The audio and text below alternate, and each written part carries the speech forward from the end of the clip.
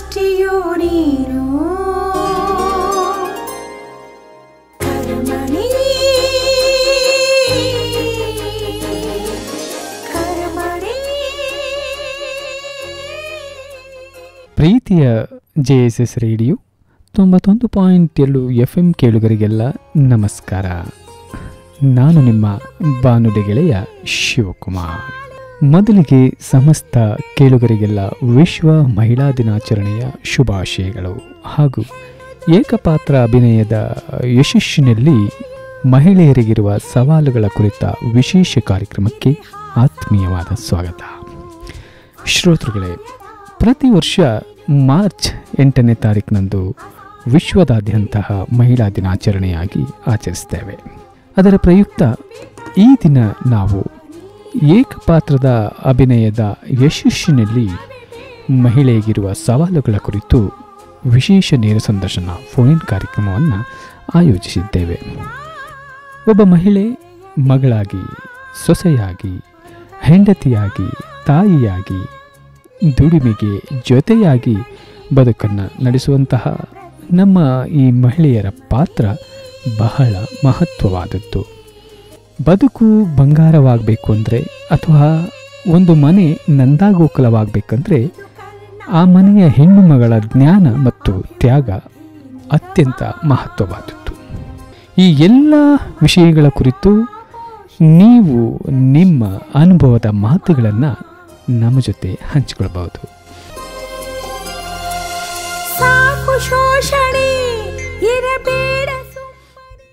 Hello, ನಮಸ್ತೆ. ನಮಸ್ತೆ sir.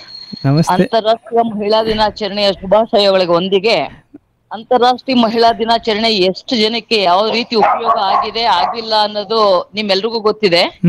ನನಗೆ ಗೊತ್ತ ನನ್ನ ಬಾಲ ಭಾಷೆ ಮಾತುಗಳನ್ನ ನಿಮ್ಮ ಒಟ್ಟಿಗೆ ಹಂಚ್ಕೊಳ್ಳೋದಕ್ಕೆ ಇಷ್ಟಪಡ್ತಾ ಇದ್ದೀನಿ. ಅದಕ್ಕೆ ಮುಂಚೆ ತಮ್ಮ ಒಂದು ಸಣ್ಣ ಪರಿಚಯನ ಮಾಡಿಕೊಂಡ್ರೆ ನಮ್ಮ ಕೇಳೋದರಿಗೆ ಅನುಕೂಲ ಆಗುತ್ತೆ. ಸರ್, ನನ್ನ ಹೆಸರು ಜಯಮಣಿ ಅಂತ. ನಾನೊಬ್ಳು ಸಮಾಜ ಸೇವಕಿಯಾಗಿ ಕೆಲಸ ಮಾಡ್ಕೊಂಡು ನನ್ನ ಖುಷಿಗೆ ನಾನು ಹೋಗ್ತಾ ಇದ್ದೀನಿ. ನಾನು ಇರೋದು ಮೈಸೂರು ವಿಜಯನಗರ. ಹೇಳಿ ಮೇಡಮ್, ಇವತ್ತು ತಾವೇ ಹೇಳ್ದಂಗೆನೆ ಅಂತಾರಾಷ್ಟ್ರೀಯ ಮಹಿಳಾ ದಿನಾಚರಣೆ ಅಥವಾ ವಿಶ್ವ ಮಹಿಳಾ ದಿನಾಚರಣೆಯನ್ನು ನಾವು ಆಚರಿಸ್ತಾ ಇದ್ದೀವಿ. ಈ ದಿನ ಮಹಿಳೆಯರ ಪಾತ್ರ ಅಥವಾ ಮಹಿಳೆಯರ ಮಹತ್ವ ಇಡೀ ಜಗತ್ತಿಗೆ ಗೊತ್ತಿರೋ ವಿಚಾರ.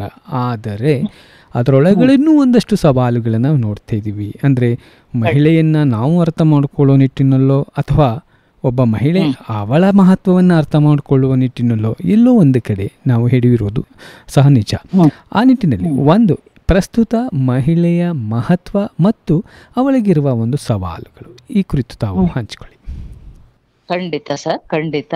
ತುಂಬಾ ಸಂತೋಷ ಆಗ್ತಾ ಇದೆ ನಿಮ್ಮ ಅನಿಸಿಕೆಗಳನ್ನ ಕೇಳಿ. ನನಗೆ ನಾನು ಈಗ ತಾನೇನೆ ಬಾಗಿಲು ತೆಗೆದು ಹೊರಗಡೆಗೆ ಬಂದಾಗ ಒಬ್ಬ ಮಹಿಳೆ ಹಳೆ ಬಟ್ಟೆ, ಕೊಳಕು ಬಟ್ಟೆ ಹಾಕೊಂಡು ಪ್ಲಾಸ್ಟಿಕ್ ನ ಹಾಕೊಂಡು ಹೋಗ್ತಾ ಇದ್ದಾಗೆ ಕರೆದು ಬಿಟ್ಟು ನಾನೊಂದು ಫೋಟೋ ತಗೊಳ್ಳ ಅಂತಂದಾಗ, ಬೇಡಮ್ಮ, ನನ್ನನ್ನ ಕೇವಲವಾಗಿ ಕಾಣುತ್ತೆ ಈ ಸಮಾಜ, ಆಕೆ ವಿದ್ಯಾವಂತೆ ಎಲ್ಲ ಎಂತದಿಲ್ಲ, ಒಂದು ದೊಡ್ಡ ಮೂಟೆ ಇಟ್ಕೊಂಡಿದ್ದಾಳೆ ಪ್ಲಾಸ್ಟಿಕ್ ನ ಹಾಕೊಂಡು. ಅಂತಾರಾಷ್ಟ್ರೀಯ ಮಹಿಳಾ ದಿನಾಚರಣೆ ಅಂತ ಒಂದ್ ಕಡೆ ಡ್ರಿಂಕ್ಸ್ ಮಾಡ್ಕೊಂಡು, ಅರೆಬೆತ್ತಲೆ ಬಟ್ಟೆ ಹಾಕೊಂಡು, ಕೇಕ್ ಕಟ್ ಮಾಡ್ಕೊಂಡು ವೈಭವವಾಗಿ ಆಚರಿಸ್ತಾ ಇರೋ ಮಹಿಳೆಯರು ಒಂದು ಭಾಗ ಆದ್ರೆ, ಈ ತರ ಒಂದು ತುತ್ತು ಅನ್ನಕ್ಕೋಸ್ಕರ ಬೀದಿ ಹಾಲ್ಕೊಂಡು ಈ ಬಿಸಿಲಲ್ಲಿ ಹಾಯ್ಕೊಂಡು ಅದನ್ನ ಮಾರ್ಕೊಂಡು ತನ್ನ ಗಂಡ ತನ್ನ ಕುಟುಂಬನ ಸಾಕೋ ಮಹಿಳೆ ಒಂದ್ ಕಡೆ ಬರ್ತಾ ಇದ್ದಾಳೆ. ಈ ತರದ ವ್ಯವಸ್ಥೆಗೆ ನಮ್ಮ ಕಾನೂನಲ್ಲಿ ಯಾವ ರೀತಿಯಾದ ಒಂದು ಸಹಾಯ ಯಾಕಿಲ್ಲ ಅನ್ನೋದು ನನ್ಗೆ ತುಂಬಾ ನೋವಿನ ವಿಷಯ ಆಗ್ತಾ ಇದೆ ಸರ್ ನನ್ನ ಮನಸ್ಸಿನಲ್ಲಿ.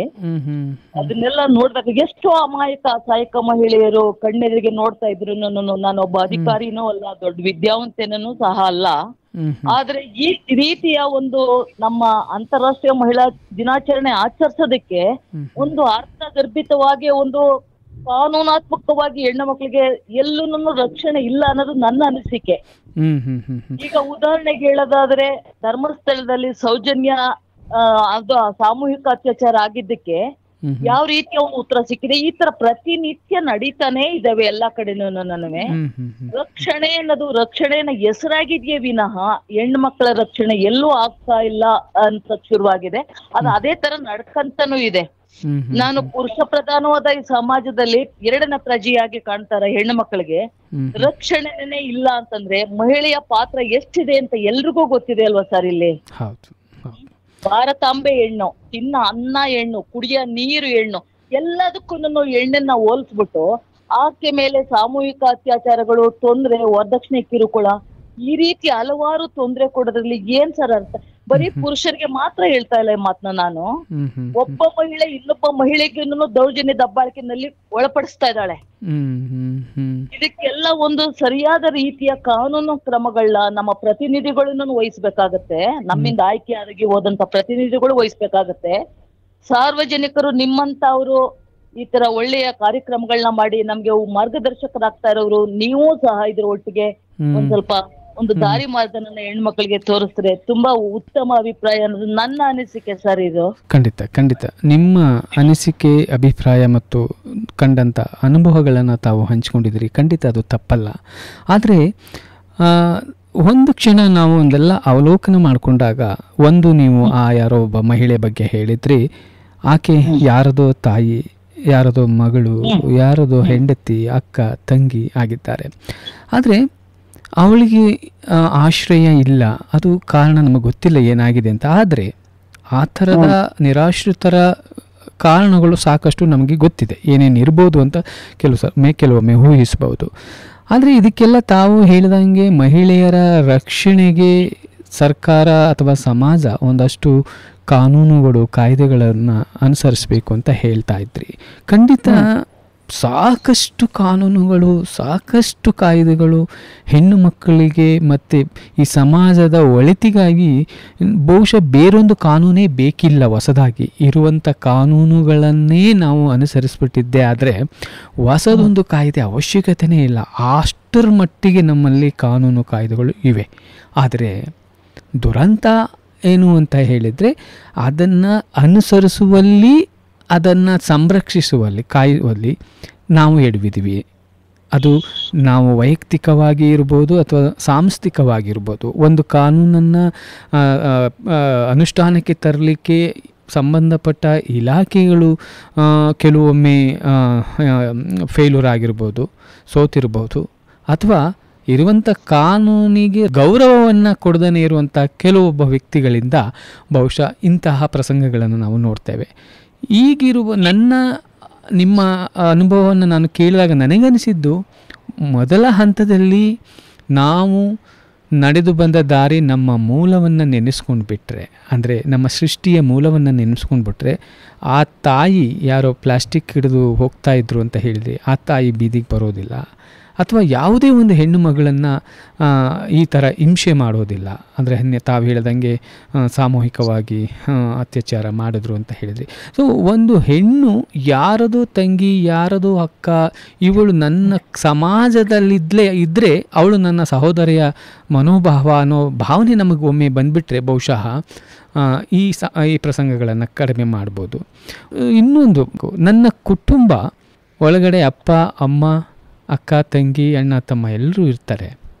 ಅವರು ಮಾತ್ರ ನನಗೆ ಅಣ್ಣ, ತಮ್ಮ, ಅವರು ಮಾತ್ರ ನನಗೆ ಅಕ್ಕ, ತಂಗಿ, ತಾಯಿ ಅನ್ನೋ ಭಾವನೆ ನಮಗೆ ಬರುತ್ತೆ. ಅದರಿಂದ ಒಂದು ಹೆಜ್ಜೆ ನಾನು ಬಾಗಿಲು ತೆಗೆದು ಹೊರಗಡೆ ಬಂದರೆ ನನ್ನ ಸುತ್ತಮುತ್ತಲಿನ ನೆರೆಹೊರೆಯವರು, ಅಣ್ಣ ತಮ್ಮಂದಿರು, ಅಕ್ಕ ತಂಗಿದ್ರು, ತಾಯಿಂದಿರು ಕಾಣಿಸ್ತಾರೆ.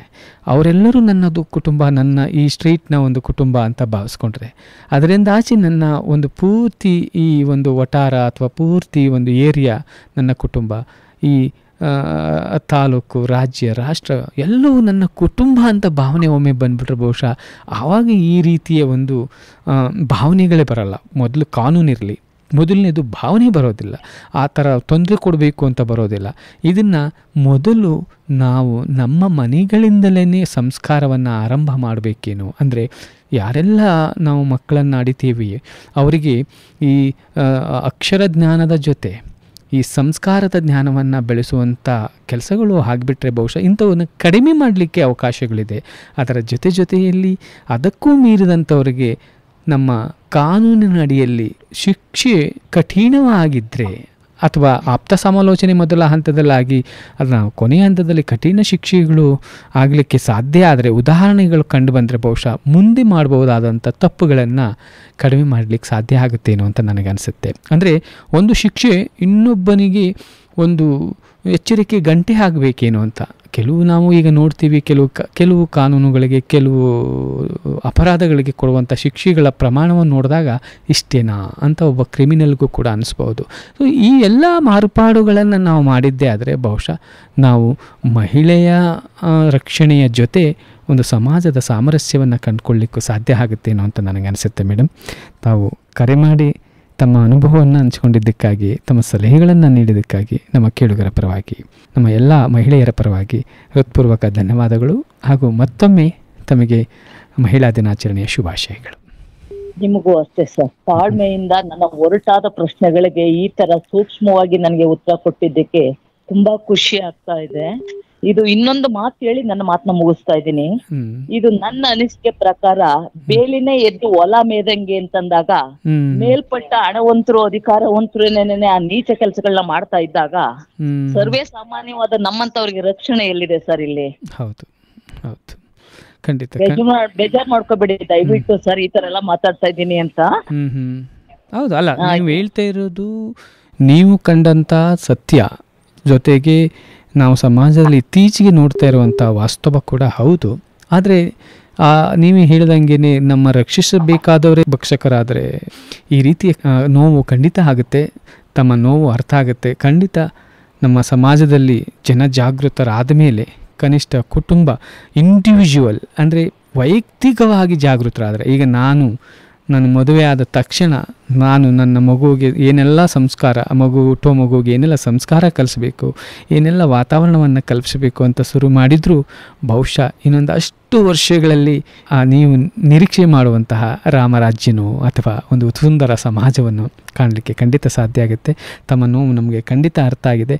ಇದನ್ನು ನಮ್ಮ ಕೇಳುಗರು ಅಥವಾ ನಮ್ಮ ಇದಕ್ಕೆ ಸಂಬಂಧಪಟ್ಟ ಅಧಿಕಾರಿ ವರ್ಗ ಕೇಳಿಸ್ಕೊಂಡಿದ್ರೆ ಇದಕ್ಕೆ ಇನ್ನೇನೆಲ್ಲ ಸೂಕ್ತ ಕ್ರಮಗಳನ್ನು ಕೈಗೊಂಡು ಉತ್ತಮ ಸಮಾಜವನ್ನು ಮಾಡಲಿಕ್ಕೆ ಸಾಧ್ಯ ಇದೆ ಅನ್ನೋ ಕ್ರಮವನ್ನು ಕೈಗೊಳ್ತಾರೆ ಅಂತ ನಾನು ಕೂಡ ಭಾವಿಸ್ಕೊಳ್ತೀನಿ ಮೇಡಮ್.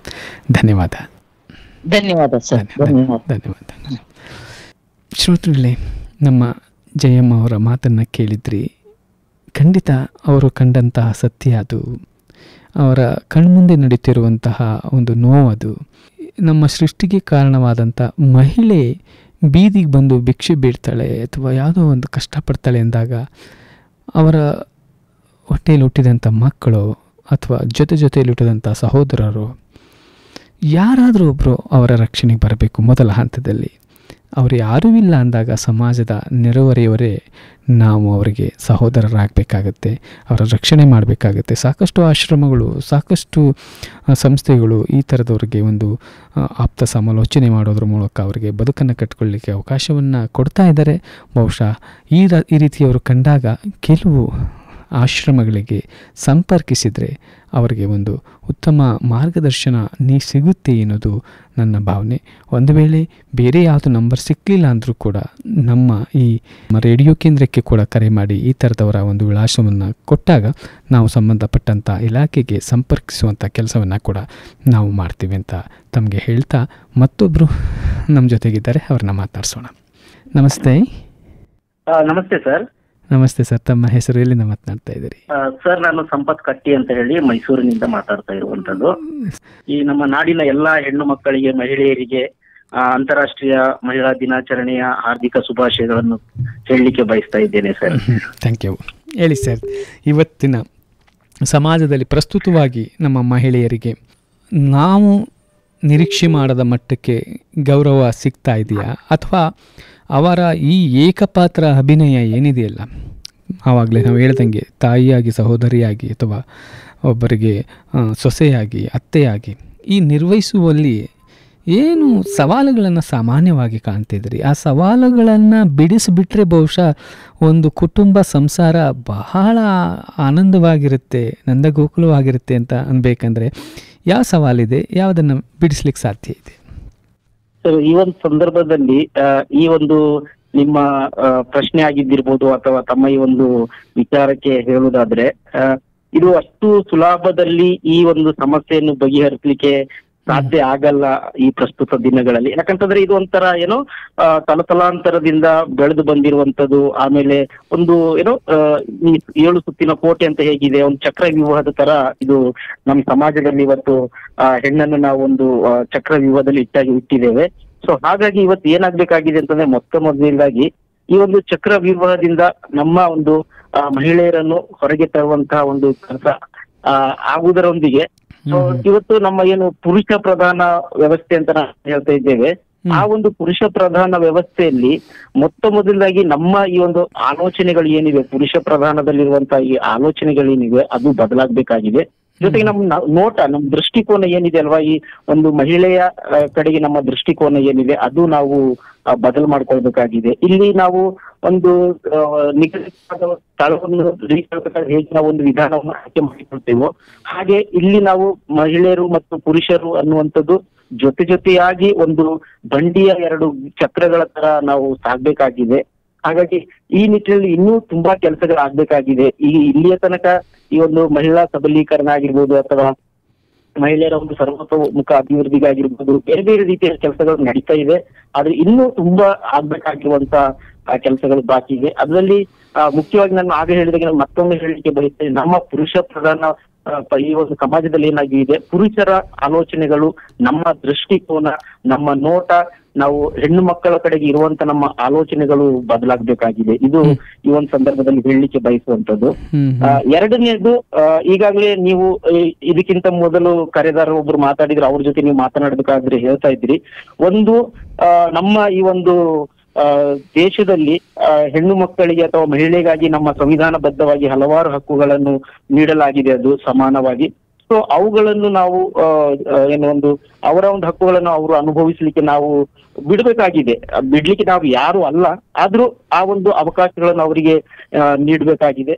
ಜೊತೆಗೆ ಇವತ್ತು ಹೆಣ್ಣು ಮಕ್ಕಳ ರಕ್ಷಣೆಗಾಗಿ ಏನು ಕಾನೂನು ಕಾಯ್ದೆಗಳು ಇವೆ ಅವುಗಳು ಇನ್ನೂ ಪರಿಣಾಮಕಾರಿಯಾಗಿ ಜಾರಿಗೆ ಆಗ್ಬೇಕಾಗಿದೆ.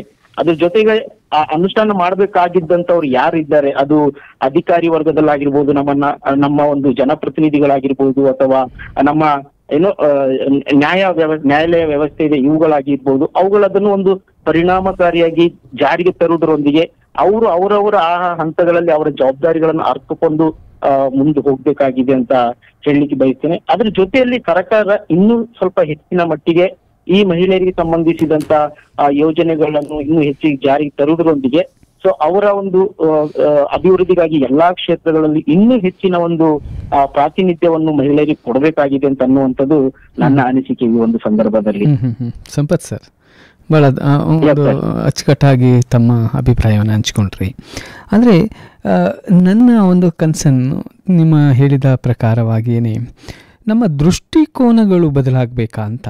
ಅಂದರೆ ಒಂದು, ನಾನು ಅತ್ತೆಯಾಗಿದ್ದಾಗ ನನ್ನ ಸೊಸೆಯನ್ನು ನೋಡೋ ದೃಷ್ಟಿಕೋನಕ್ಕೂ, ಅದೇ ಅತ್ತೆ ತಾಯಿ ಸ್ಥಾನದಲ್ಲಿ ಬಂದಾಗ ತನ್ನ ಮಗಳನ್ನು ನೋಡೋದಕ್ಕೂ, ಅಥವಾ ಒಬ್ಬ ಸೊಸೆಯಾಗಿ ತನ್ನ ಅತ್ತೆಯನ್ನು ನೋಡೋದಕ್ಕೂ, ಅಥವಾ ಅವಳು ಮಗಳು ತನ್ನ ಅಮ್ಮನನ್ನು ನೋಡೋದಕ್ಕೂ ಈ ದೃಷ್ಟಿಕೋನಗಳು ಅಥವಾ ಮನೋಧೋರಣೆಗಳು ನಮ್ಮಲ್ಲಿನೇ ಮಾಡಿಫಿಕೇಷನ್ ಆಗಬೇಕಂತ. ಅಂದರೆ ಒಂದೇ ಹೆಣ್ಣು ಪಾತ್ರ ಹಲವು, ಅಂದರೆ 4-5 ಪಾತ್ರಗಳನ್ನು ನಿರ್ವಹಿಸ್ತಾಳೆ. ಒಬ್ಬಳಿಗೆ ಹೆಂಡತಿಯಾಗಿರ್ತಾಳೆ, ಸೊಸೆಯಾಗಿರ್ತಾಳೆ, ಮಗಳಾಗಿರ್ತಾಳೆ. ಆದರೆ ಅಮ್ಮ ಮಗಳ ವಿಚಾರದಲ್ಲಿ ಅಷ್ಟೊಂದು ತೊಂದರೆಗಳು ಬರೋದಿಲ್ಲ. ಆದರೆ ಅತ್ತೆ ಸೊಸೆ ಎಂದಾಗ ತೊಂದರೆಗಳು ಬರುತ್ತೆ.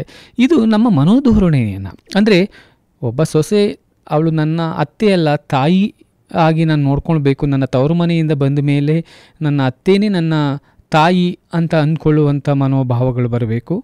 ಜೊತೆಗೆ ಆ ಅತ್ತೆಗೆ ನನ್ನ ಮನೆಗೆ ಬಂದಂತಹ ಸೊಸೆ ನನ್ನ ಮಗಳಾಗ್ತಾಳೆ, ನನ್ನ ಮನೆಯಿಂದ ಹೊರಗೋದಂಥ ನನ್ನ ಮಗಳು ಬೇರೆಯವ್ರಿಗೆ ಯಾರೋ ಸೊಸೆಯಾಗಿದ್ದಾಳೆ.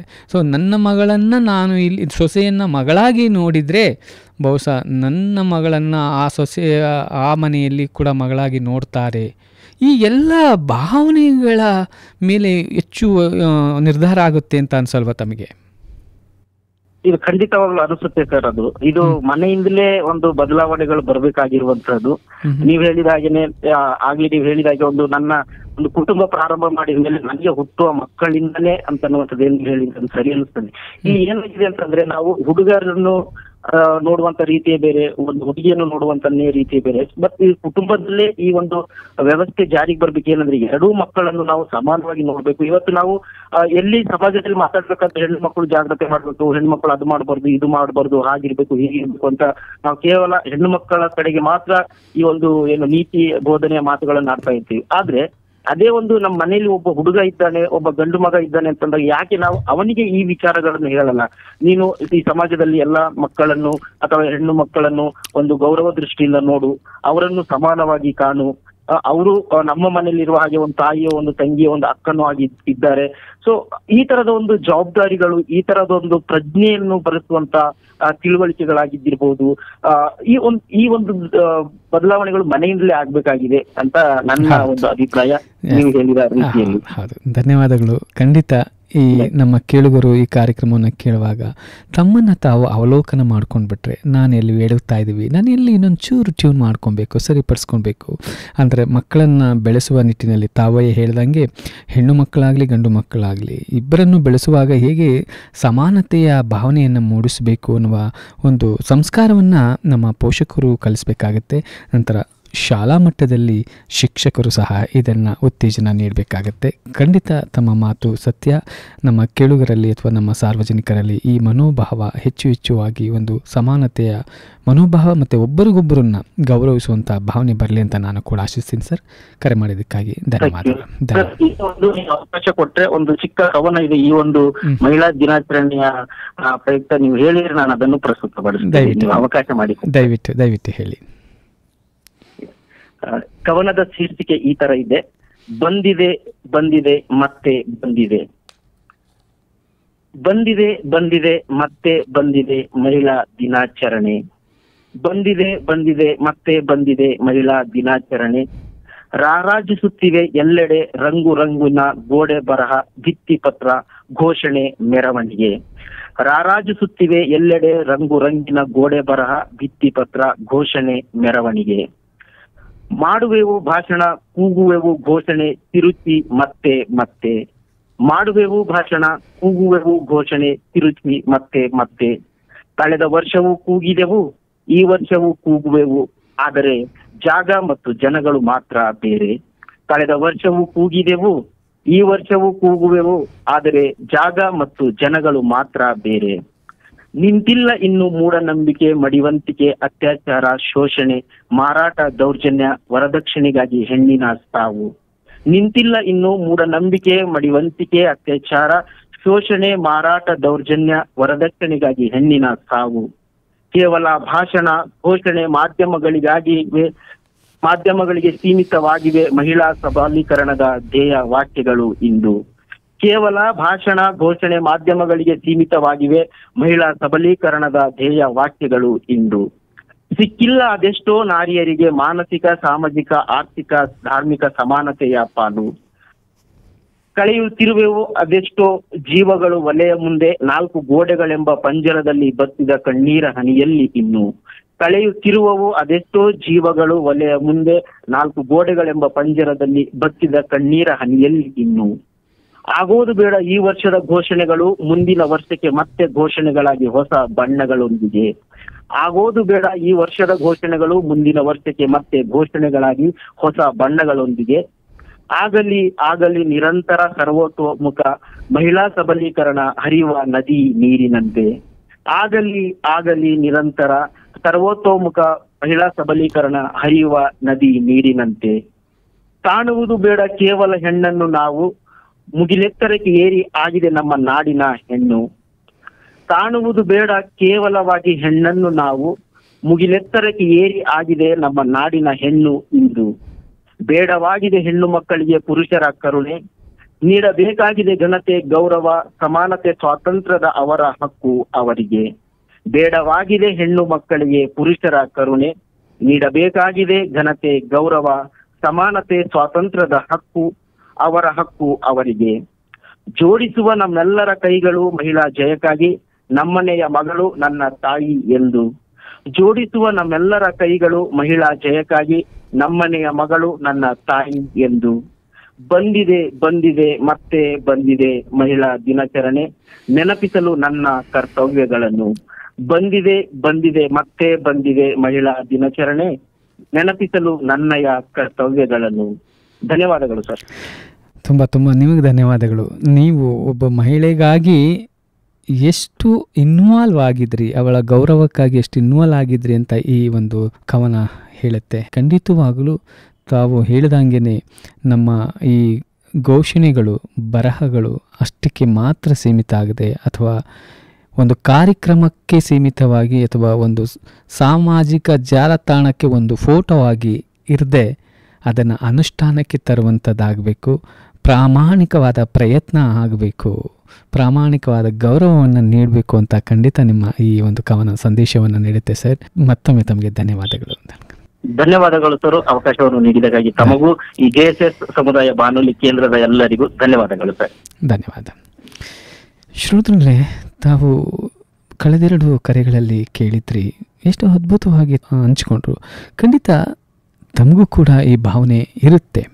ಒಂದು ಹೆಣ್ಣಿಗೆ ಗೌರವ ಕೊಡಬೇಕು, ಅವಳನ್ನು ಗೌರವಿಸಬೇಕು, ನನಗೂ ಕೂಡ ಅಕ್ಕ ತಂಗಿ ಇದ್ದಾರೆ, ಅವರಂತೆ ಅವರನ್ನು ನೋಡಬೇಕು ಅನ್ನೋ ಭಾವನೆ ಇರುತ್ತೆ. ಆದರೆ ಯಾವುದೋ ಕಾರಣಕ್ಕೆ ಯಾವುದೋ ಸಂದರ್ಭದಲ್ಲಿ ಆ ಒಂದು ನಮ್ಮ ಮಾನಸಿಕ ಸ್ಥಿಮಿತತೆಯನ್ನು ಕಳ್ಕೊಂಡು ತಮ್ಮ ಬೇರೊಂದು ರೂಪವನ್ನು ತೋರಿಸ್ಬಿಡ್ತೀವಿ. ಸೊ ಅದರ ಬದಲಾಗಿ ನಮ್ಮ ಮಾನಸಿಕ ಸ್ಥಿಮಿತತೆಯನ್ನು ನಮ್ಮ ನಿಯಂತ್ರಣದಲ್ಲಿ ಇಟ್ಕೊಳ್ಬೇಕು. ಜೊತೆಗೆ ಪರಸ್ಪರ ಗೌರವವನ್ನು ಕೊಡುವಂಥ ಒಂದು ಪ್ರಮಾಣವನ್ನು ನಾವು ಉಳಿಸ್ಕೊಳ್ಬೇಕು.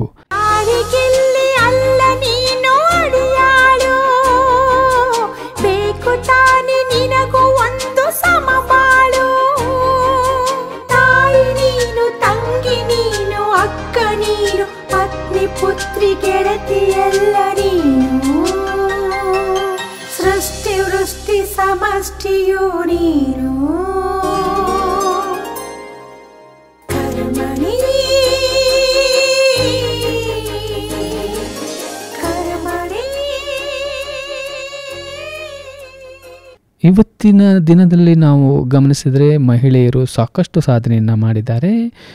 ಯಾವುದೇ ಪುರುಷನಿಗೂ ಕಡಿಮೆ ಇಲ್ಲದಂತಹ ಸಾಧನೆಗಳನ್ನು ಮಾಡ್ತಾನೇ ಇದ್ದಾರೆ. ಇದು ಒಂದು ಭಾಗ, ಇದು ನಾವು ಹೆಮ್ಮೆ ಪಡುವಂಥ ವಿಚಾರ. ಆದರೆ ಇನ್ನೊಂದು ವಿಚಾರ ನನಗೆ ಬಹಳ ಇನ್ನು ಪ್ರಶ್ನಾರ್ಥಕವಾಗಿ ಉಳ್ಕೊಂಡಿರೋದೇನು ಅಂದರೆ, ಹೆಣ್ಣನ್ನು ನೋಡುವ ದೃಷ್ಟಿಕೋನ. ಸಾಕಷ್ಟು ಹಿಂದೆ ವರ್ಷಗಳಲ್ಲಿ ನಾವು ಅವಳು ಮನೆಯಲ್ಲಿರ್ತಾ ಇದ್ಲು, ಮಕ್ಕಳನ್ನು ಆಡ್ತಾ ಇದ್ಲು, ಕುಟುಂಬವನ್ನು ಸಂಭಾಳಿಸ್ತಾ ಇದ್ಲು. ಈಗ ಅದರ ಜೊತೆ ಎಕ್ಸ್ಟ್ರಾ ಉದ್ಯೋಗದಲ್ಲಿ ನಾನು ಸಮಾನತೆ ಅಂದರೆ ನಾನೂ ದುಡಿಯೋಬಲ್ಲೆ ಪುರುಷರ ಸಮಾನವಾಗಿ ಅಂತನೋ ಅಥವಾ ಪುರುಷರ ಸಮಾನವಾಗಿ ದುಡಿಯೋಕ್ಕೆ ಶಕ್ತಿ ಇದೆ ಅಂತನೋ ನಾವು ಹೊರಡ್ತಾ ಇದ್ದೀವಿ. ಇಬ್ಬರು ಪರಿಪೂರ್ಣವಾದ ಒಂದು ಪ್ರಯತ್ನದಲ್ಲಿ ಹೋಗ್ತಾ ಇದ್ದೀವಿ. ಆದರೆ ಇದರಲ್ಲಿ ನಾವೇನನ್ನು ಕಳ್ಕೊಳ್ತಾ ಇದ್ದೀವಿ ಅಂದರೆ, ಇಬ್ಬರ ಸಮಾನತೆ ಅನ್ನೋ ಭಾವನೆ ಇದೆಯಲ್ಲ, ಏನದು ದುಡಿಯೋದೇ ಸಮಾನತೆ, ಸಾಧಿಸೋದೇ ಸಮಾನತೆ ಅಂತ ಅಂದ್ಕೊಳ್ಳೋದಾದರೆ ನಾವು ಆ ನಾಗಾಲೋಟದಲ್ಲಿ ಏನನ್ನು ಕಳ್ಕೊಳ್ತಾ ಇದ್ದೀವಿ ಅನ್ನೋ ವಿಚಾರವನ್ನು ನಾನು ಮಾತನಾಡ್ತೀನಿ. ಆದರೆ ಅದಕ್ಕೆ ಮುಂಚೆ ಮತ್ತೊಬ್ಬರು ಕಾಲರ್ ಇದ್ದರೆ ಅವ್ರ ಜೊತೆ ಮಾತನಾಡೋಣ. ನಮಸ್ತೆ. ನಮಸ್ಕಾರ ಸರ್. ನಮಸ್ತೆ. ತಮ್ಮ ಹೆಸರು, ಎಲ್ಲಿಂದ ಮಾತನಾಡ್ತಾ ಇದ್ದೀರಿ? ಸರ್ ನಾನು ಸಂಜನಾ ಎಸ್ ಅಂತ, ನನ್ನ ಸ್ಟೂಡೆಂಟು. ಸಂಜನಾ, ಹೇಳಿಪ್ಪ. ಮೊದಲಿಗೆ ನಿಮಗೆ ಮಹಿಳಾ ದಿನಾಚರಣೆಯ ಶುಭಾಶಯಗಳು. Thank you sir. ಈ ದಿನಾಚರಣೆ ಎಲ್ಲ ಸಮಸ್ತ ಜನತೆಗೂ, ಮಹಿಳೆಯರಿಗೂ ಮಹಿಳಾ ದಿನಾಚರಣೆ ಶುಭಾಶಯಗಳು. ಧನ್ಯವಾದ. ಹೇಳಿ ಈ ದಿನಾಚರಣೆಯ ಒಂದು ಮಹತ್ವ ಕುರಿತು ಅಥವಾ ಪ್ರಸ್ತುತತೆ ಕುರಿತು ತಾವೇನು ಹೇಳಕ್ಕೆ ಇಷ್ಟಪಡ್ತೀರಿ? ಸರ್, ಮಹಿಳೆಯರು ಅಂತ ಅಂದರೆ ಪ್ರೆಸೆಂಟ್ ಸಿಚುವೇಶನಲ್ಲಿ ಮಗಳಾಗಿ ಅಥವಾ ಒಂದು ಊರಿಂದ ಸಿಟಿಗೆ ಬಂದು ಎಲ್ಲ ಪ್ರಾಬ್ಲಮ್ ಫೇಸ್ ಮಾಡ್ತಾ, ನಮ್ಮಪ್ಪ ನನ್ನ ಮೇಲೆ ಏನೋ ಒಂದು ನಂಬಿಕೆ ಇಟ್ಟಿದ್ದಾರೆ, ಇಲ್ಲಿವರೆಗೂ ನನ್ನನ್ನು ಕಳಿಸಿದ್ದಾರೆ ಓದೋದಕ್ಕೆ ಅಂತ ಹೇಳಿ ಓದ್ತಾ ಇರ್ತಾರೆ. ಬಟ್ ಅವ್ರಿಗೆ ಯಾವುದೇ ಥರ ಫೆಸಿಲಿಟೀಸ್ ಅಷ್ಟೊಂದು ಸಿಕ್ಕಿರಲ್ಲ.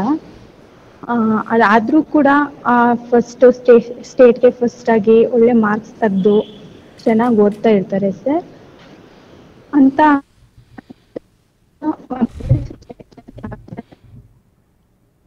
ಸುಜನಾ, ಏನು ತಮ್ಮ ಕರೆ ಡಿಸ್ಟರ್ಬೆನ್ಸ್ ಇದೆ, ಒಂಚೂರು ಸ್ಥಳ ಬದಲಾವಣೆ ಮಾಡಿ. ಮಾತಾಡಿ. ನೆಟ್ವರ್ಕ್ ಸಿಗ್ತಿಲ್ಲ. ಹಲೋ ಮಾತನಾಡಿ. ಸರ್, ಅದೇ ಸರ್, ಇವಾಗ ಹೊರಗಡೆ ಹೆಣ್ಮಕ್ಳು ಹೋದ್ರೆ ನೋಡೋ ರೀತಿನೇ ಬೇರೆ ಇರುತ್ತೆ.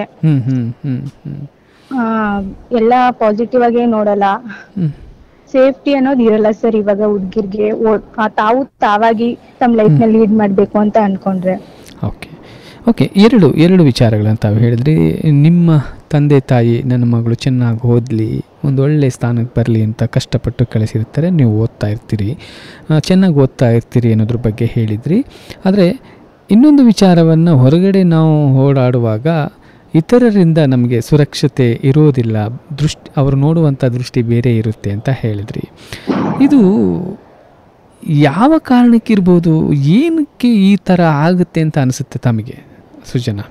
ಈ ಥರ ಹುಡುಗರು ನೋಡುವಂಥ ದೃಷ್ಟಿ ಅಥವಾ ಒಂದು ಅಸುರಕ್ಷತೆ ವಾತಾವರಣ ಇರೋದಾದರೆ ಹೆಣ್ಣುಮಗಳಿಗೆ ಏನು ಕಾರಣ, ಬಹುಮುಖ್ಯ ಕಾರಣ ನೀವು ಅಂದ್ಕೊಂಡಿರೋದು?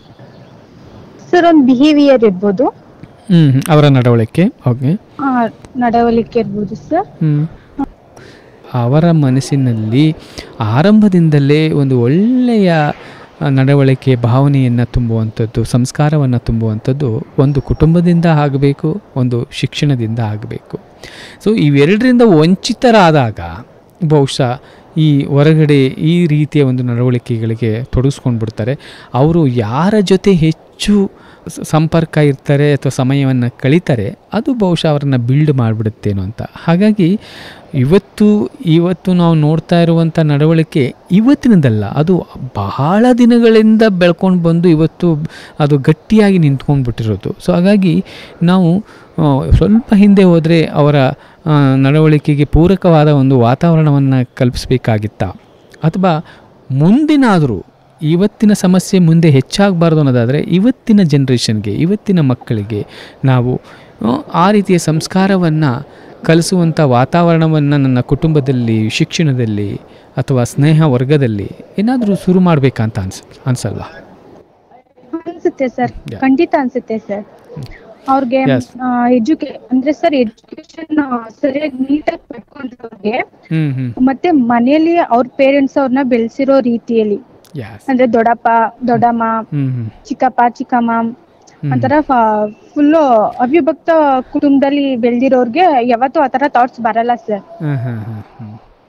ಅಂದ್ರೆ ಅವ್ರ ಸುತ್ತಮುತ್ತ ಪಾಸಿಟಿವ್ ಥಿಂಕ್ ಅಲ್ಲಿ ಇದ್ರೆ ಅವರು ಪಾಸಿಟಿವ್ ಆಗಿ ಇರ್ತಾರೆ ಅಂತ ಅನ್ಸುತ್ತೆ. ಓಕೆ, ಖಂಡಿತ. ಅಂದರೆ ನಮ್ಮ ಒಂದು ಅವಿಭಕ್ತ ಕುಟುಂಬದಲ್ಲಿ ಈ ರೀತಿಯ ಸಂಸ್ಕಾರಗಳಿಗೆ ಅವಕಾಶ ಇತ್ತು.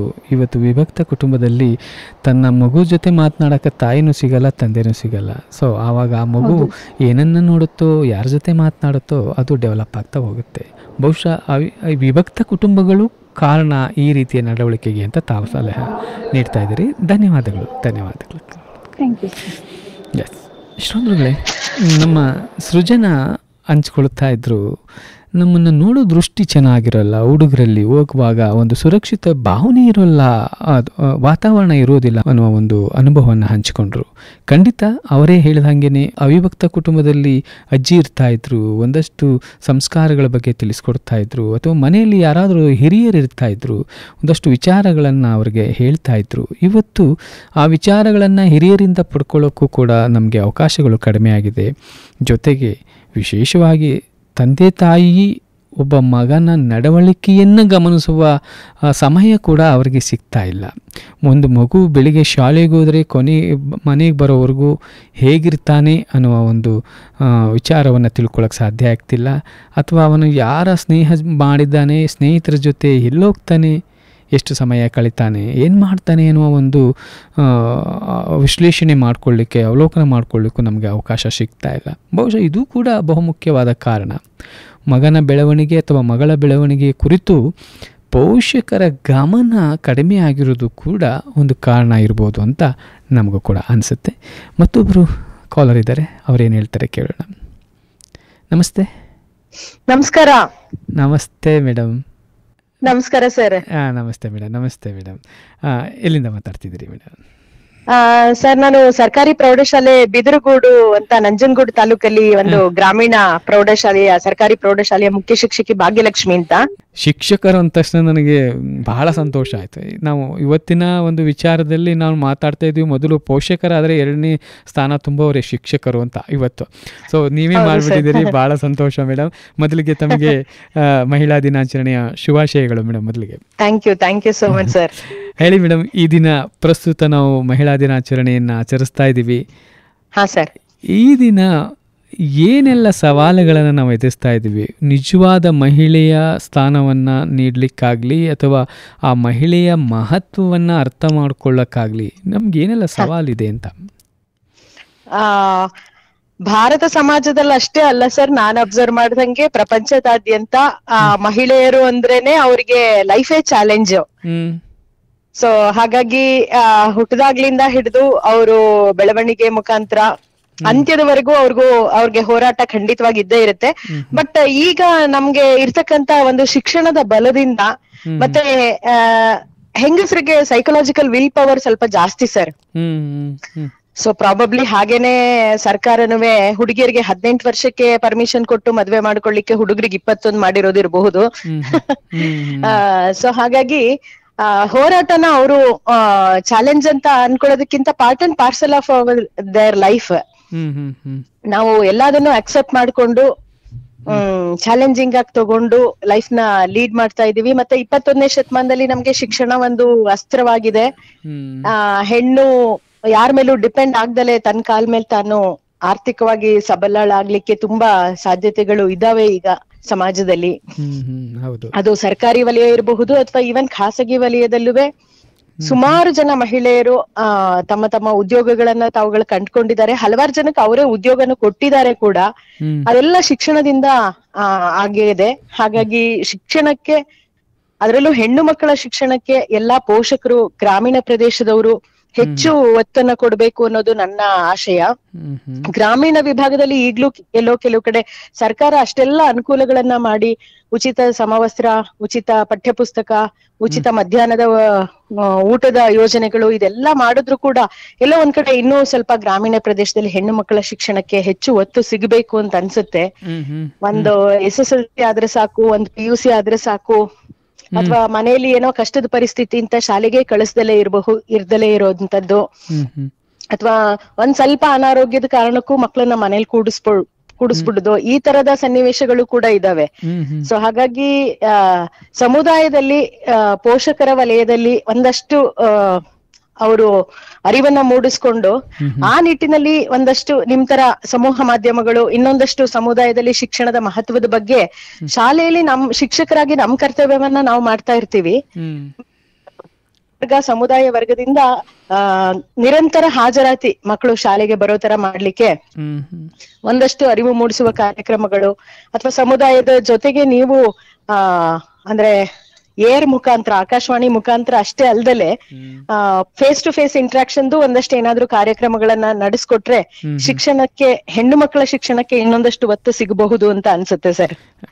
ಖಂಡಿತ ಮೇಡಮ್, ತಾವು ಹೇಳಿದ್ದು ಶಿಕ್ಷಣ ಒಂದು ಬಹುಮುಖ್ಯವಾದ ಅಂಶ. ಹೆಣ್ಣು ಮಕ್ಕಳ ಸಮಾನತೆಗಾಗಲಿ ಅಥವಾ ಅವರ ಒಂದು ಸಾಮರ್ಥ್ಯ ಅಭಿವೃದ್ಧಿಗಾಗಲಿ ಅದು ಕಾರಣ ಆಗುತ್ತೆ. ಆದರೆ ಮೇಡಮ್, ನನಗೆ ಒಂದು ಸಂದೇಹ ಯಾವಾಗಲೂ ಇರೋದೇನೆಂದರೆ, ಹೆಣ್ಣು ಮಕ್ಕಳಿಗೆ ಇರಬೇಕಾದಂಥ ಗೌರವ, ಘನತೆ ಅಥವಾ ಅವರ ಮಹತ್ವ ಅಂದಿನಿಂದಲೂ ಇಂದಿನವರೆಗೂ ಇದೆ. ಆದರೆ ಒಂದು ವ್ಯತ್ಯಾಸ ಏನು ಅಂದರೆ, ನಾವು ನೋಡುವ ದೃಷ್ಟಿಕೋನ, ಅಂದರೆ ಒಬ್ಬ ಪುರುಷ ಅಥವಾ ಸ್ವತಃ ಮಹಿಳೆಯೇ ನೋಡಿಕೊಳ್ಳುವಂಥ ದೃಷ್ಟಿಕೋನ. ನಾನು ಅವಲೋಕನ ಮಾಡ್ಕೊಳ್ತಾ ಇದ್ದೆ. ಹಿಂದಿನ ಕಾಲದಲ್ಲಿ ಒಂದು ಹೆಣ್ಣು ಮಗಳು ಮನೆಯಲ್ಲಿ ಮಗು ಆಡಿತಾ ಇದ್ಲು, ಮಗುನ ನೋಡ್ಕೊಳ್ತಾ ಇದ್ಲು, ಅಥವಾ ಗಂಡನನ್ನು, ಮಕ್ಕಳನ್ನು ಅಥವಾ ಅತ್ತೆ ಮಾವಂದಿರನ್ನು ಸಂಭಾಳಿಸ್ತಾ ಇದ್ಲು. ಹೊರಗಡೆ ಪುರುಷ ಹೋಗಿ ದುಡ್ಕೊಂಡು ಬರ್ತಾ ಇದ್ರು. ಆರ್ಥಿಕವಾಗಿ ಅವನು ಸಪೋರ್ಟ್ ಆಗ್ತಿದ್ದ, ಮಾರಲ್ ಆಗಿ ಮತ್ತು ಕೌಟುಂಬಿಕವಾಗಿ ನಮ್ಮ ಹೆಣ್ಮಗಳು ನೋಡ್ಕೊಳ್ತಾ ಇದ್ಲು. ಆದರೆ ಅದು ಎಷ್ಟು ಮಹತ್ವವಾದದ್ದು ಅಂದರೆ, ಮನೆಯಲ್ಲಿ ಮಕ್ಕಳಿಗೆ ಅವರು ಹುಟ್ಟಿದಾಗಿನಿಂದ ಹಿಡಿದು 2 ವರ್ಷ 3 ವರ್ಷ ಅಥವಾ ಮಕ್ಕಳಿಗೆ ಜ್ಞಾನ ಬರೋವರೆಗೂ ನಾವು ಅವ್ರನ್ನ ಪೋಷಿಸೋದು ಅಷ್ಟೇ ಬಹಳ ಮುಖ್ಯ ಪಾತ್ರ ಅದು. ಆದರೆ ಗಂಡ ಆದವನು ಅವನು ಹೊರಗಿರ್ತಿದ್ದ ಮಕ್ಕಳ ಪೋಷಣೆಯನ್ನು ಮಾಡಲಿಕ್ಕೆ ಸಾಧ್ಯ ಆಗಲ್ಲ. ಅದಕ್ಕೆ ಸೂಕ್ತವಾದ ತಾಳ್ಮೆ ಇರುವಂಥ ಹೃದಯ ಅಂದರೆ ಅದು ಹೆಣ್ಣು. ಹಾಗಾಗಿ ಆ ಹೆಣ್ಣು ಮಕ್ಕಳನ್ನು ನೋಡಿಕೊಂಡು ಸಂಭಾಳಿಸ್ಕೊಂಡು ಇರ್ತಾ ಇದ್ಲು. ಆವಾಗ ಒಂದು ಕುಟುಂಬದ ಆರೋಗ್ಯವಾಗಲಿ ಅಥವಾ ಅದರ ಸಾಮರಸ್ಯವಾಗಲಿ ಚೆನ್ನಾಗೇ ಇತ್ತು. ಆದರೆ ಯಾವಾಗ ಪುರುಷ ಹೆಣ್ಣು ಮಗಳನ್ನು ಅವಳು ಹಡಿಯುವ ಯಂತ್ರ ರೀತಿ, ಅಂದರೆ ಅವಳದು ಅದೇ ಹಡಿಯೋದಷ್ಟೇ ಅವಳ ಕೆಲಸ, ನೋಡ್ಕೊಳ್ಳೋದಷ್ಟೇ ಕೆಲಸ, ಅಂದರೆ ಅದನ್ನು ಬಹಳ ಲಘುವಾಗಿ ತಗೊಂಡು ನೀನು ಅಂತ, ಅಂದರೆ ಅವಳ ಅದ್ಭುತವಾದ ಪಾತ್ರವನ್ನು ಲಘುವಾಗಿ ನೋಡಿದ ದೃಷ್ಟಿಕೋನ ಪರಿಣಾಮವಾಗಿ ಈ ದಿನ ನಾನು ಉದ್ಯೋಗಕ್ಕೆ ಹೋದರೆ ಮಾತ್ರ ಸಮಾನಳು ಅನ್ನೋ ಭಾವನೆ ಬಂದು ಕೂತ್ಬಿಟ್ಟಿದೆಯೇನೋ ಅಂತ ನನಗನ್ಸುತ್ತೆ. ಅಂದರೆ ಆ ದಿನದಲ್ಲಿ ಅವಳ ಪಾತ್ರದ ಮಹತ್ವ ಅರಿದೇನೆ ಹೋಗಿದ್ದಕ್ಕೆ ಇವತ್ತು ನಾನೂ ಹೋಗಬೇಕು, ನನ್ನ ಹೆಂಡತಿನೂ ಕೆಲಸಕ್ಕೆ ಹೋಗಬೇಕು ಅನ್ನೋ ಭಾವನೆ ಬಂದಿದೆ. ಇವೆರಡರ ನಡುವೆ ಬಡಪಾಯಿ ಆಗ್ತಿರೋದು ಯಾರು ಅಂತ ಹೇಳಿದರೆ ಬಹುಶಃ ನನ್ನ ಮಕ್ಕಳುಗಳು.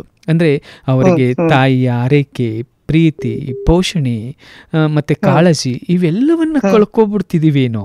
ಇವೆಲ್ಲವನ್ನು ಮತ್ತೆ ಕಾಂಪನ್ಸೇಟ್ ಮಾಡಲಿಕ್ಕೆ ಮಕ್ಕಳಿಗೆ ಏನು ಮಿಸ್ ಮಾಡ್ಕೊತಾ ಇದ್ದೀವಿ ಅಥವಾ ಏನು ಮತ್ತೆ ಪಡ್ಕೊಬೇಕು ಅಂತ ಅನಿಸುತ್ತೆ?